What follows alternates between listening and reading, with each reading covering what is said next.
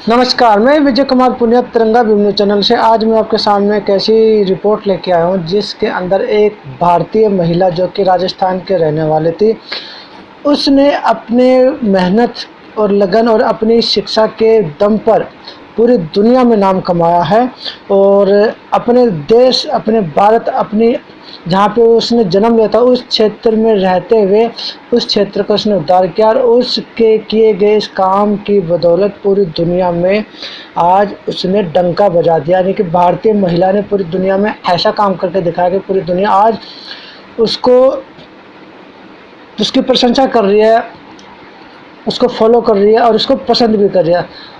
चलिए मैं आपको बताता हूँ वो क्या चीज़ है, पूरी क्या स्टोरी है, क्या कहानी है, वो महिला कौन है जिसके बारे में आज पूरी दुनिया में डंका बज रहा है। वो महिला है राजस्थान में सोडा के विचित्र हेलमेट से रहने वाली छवि राजावत, जो कि 42 साल की है। कभी राजनीति में आने की उसकी योजना नहीं थी और ना ही उसने राजनीति की, और ना राजनीति करते हुए उसने वो बेंगलुरु के ऋषि वैली स्कूल से अपनी हाई स्कूल की शिक्षा पूरी करने के बाद उन्होंने लेडी श्रीराम कॉलेज दिल्ली से स्नातक की पढ़ाई की और बाद में 2003 में Balaji institute of modern management Pune से MBA किया। अगला कदम कॉर्पोरेट नौकरी की तलाश करना था और 10 वर्षों में उसने the times of India, Airtel और कॉल्सन ग्रुप ऑफ होटल्स के साथ काम किया। वह सफलता की सीढ़ी चढ़ती रही। अपनी शिक्षा को आगे बढ़ाते हुए छवि अक्सर अपने दादा ब्रज रघुवीर सिंह के साथ समय बिताने के लिए अपने पैतृक गांव सोडा का दौरा करते थे, जो 1990 तक 3 बार सरपंच का पद संभाल चुके थे। 2011 में स्थिति पूरी तरह से बदल गई जब सोडा एक गंभीर सूखे की चपेट में था और ग्रामीणों के एक समूह ने उसकी मदद मांगी। कृषि प्रधान गांव मानसून पर बहुत निर्भर है और पिछले कुछ साल विशेष रूप से कठिन थे। भूजल उपभोग के लिए अयोग्य था और बच्चों और वयस्कों दोनों में कई स्वास्थ्य खतरों का कारण बना रहा था। यह तब था जब उसने स्थिति का जायजा लेने का फैसला किया और सरपंच चुनाव के लिए प्रतिस्पर्धा की और भारी अंतर से जीतकर वह 30 साल की उम्र में भारत के सबसे कम उम्र के सरपंच बन गए। यह छवि के लिए एक आसान सवारी नहीं थी। उसने कभी भी किसी भी रूप में राजनीतिक नहीं की, अगले ग्रामीण राजनीति छोड़ दी, लेकिन छवि वास्तविक अर्थों में ग्रामीणों के लिए वह सब करना चाहती थी और यहीं से उसकी यात्रा शुरू हुई।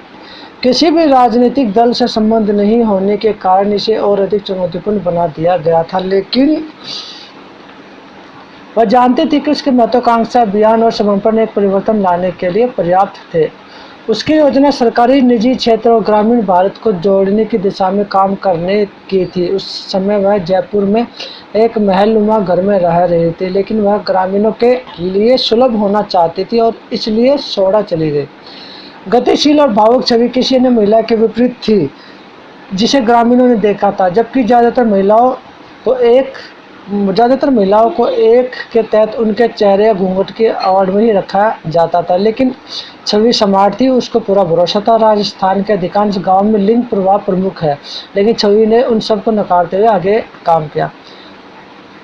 छवि ने एक सुविचारित रणनीति बनाई जिसमें पानी, स्वच्छता, बिजली और सड़क जैसे क्षेत्र शामिल थे।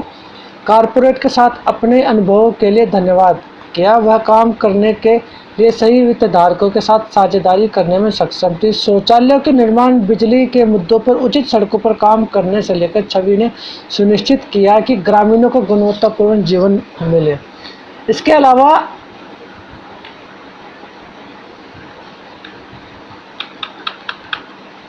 उन्होंने महिलाओं छात्रों को एक औपचारिक स्कूल की इमारत में स्थानांतरित किया। पहले वे खुले में अध्ययन करते थे, जो भी स्थिति हो।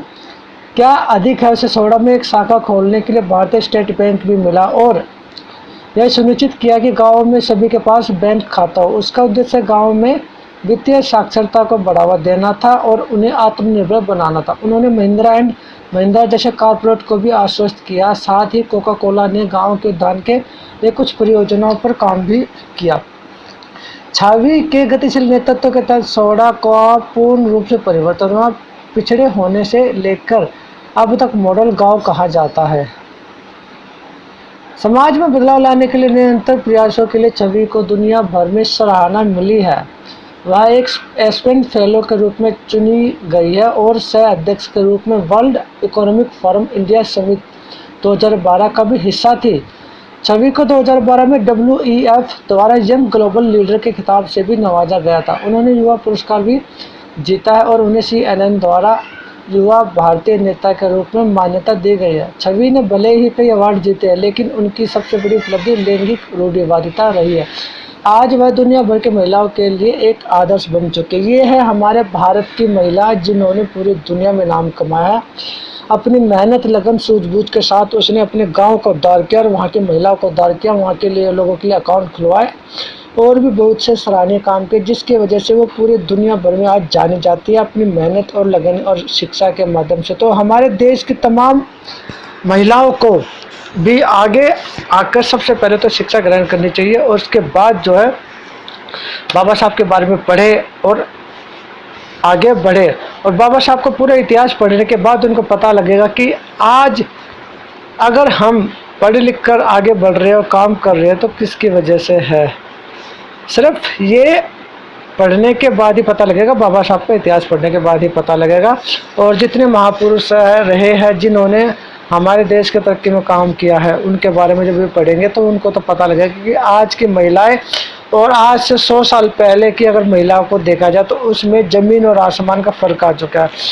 आज से 100 साल पहले जो महिलाओं की स्थिति थी और आज जो महिला की स्थिति है, वो जो बदलाव आया महिलाओं के अंदर, वो सब बाबा साहब डॉक्टर भीमराव अंबेडकर के प्रयासों की वजह से है, जिन्होंने महिलाओं को शिक्षा ग्रहण करने का अधिकार दिया, प्रॉपर्टी ग्रहण करने का अधिकार दिया और घर से बाहर निकलकर काम करने का अधिकार दिया और यहाँ तक कि बहुत सी ऐसी सुविधाएं दी जिसके दम पर आज की महिला बुलंदियों को छू रही है, यहाँ तक कि स्पेस पे जा चुकी है।